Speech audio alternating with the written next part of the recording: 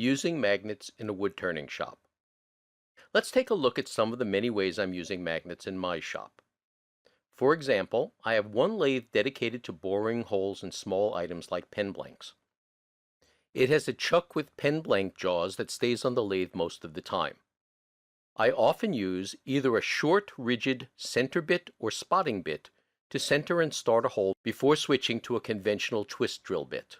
This keeps the twist bit from wandering. Using a few magnets makes it easy to keep the bits organized, and having the bits handy speeds up the process. To keep the magnets from sliding around on the lathe, I've put a dab of glue or some double-sided tape on the back side of each magnet.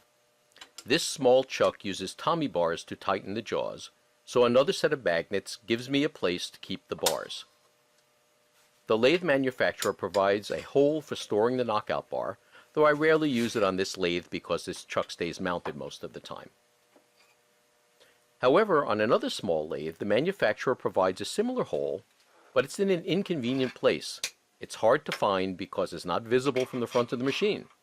A few tiny, powerful, rare earth magnets glued to the lathe make it much easier to store the bar. As mentioned in an earlier video, my sticky stick lets me keep loop-backed abrasives at hand and in order by sticking them to a piece of wood with a strip of Velcro, which is in turn fastened to the lathe with 3 magnets.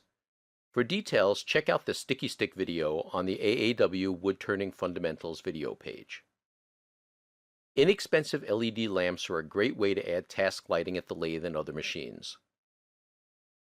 Although this model comes with a 6-inch round cast iron base, I generally attach the flexible arms directly to machines, my grinder for example. For use at the lathe or other machines, I've replaced the base with a round magnet. It's a pretty simple job to drill through the thin metal magnet cover and attach the screws that come with the lamp. This makes it easy to anchor the lamp on the headstock or most other places on the lathe. Another approach is to bore 4 1/2-inch holes in a piece of corian or wood and glue in a few rare earth magnets and drill some holes for the mounting screws. With a few of these lamps, you'll have all the light you need, you can position them very close to the work, and the bulbs don't get hot. I always keep a couple of magnets on the lathe's tool holder and tailstock. Sometimes I just want to temporarily secure a piece of paper to make the profile of a piece easier to see. They also come in handy when doing wet sanding at the lathe. Here I'm protecting the lathe ways with a piece of plastic and covering everything with a paper towel held down by magnets. One little tip for keeping the abrasive pads in order is to stack the pads in order and mark a few tapered lines on one edge of the pads. This makes it very easy to restack the pads without memorizing the color or grit sequence.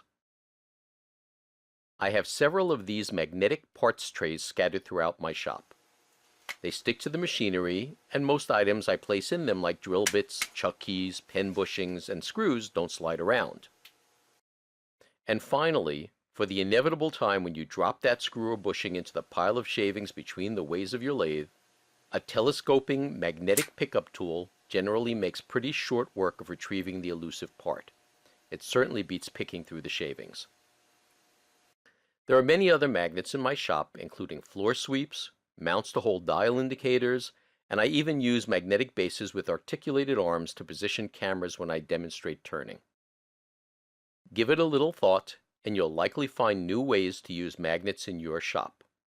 Thanks for watching, and turn safely.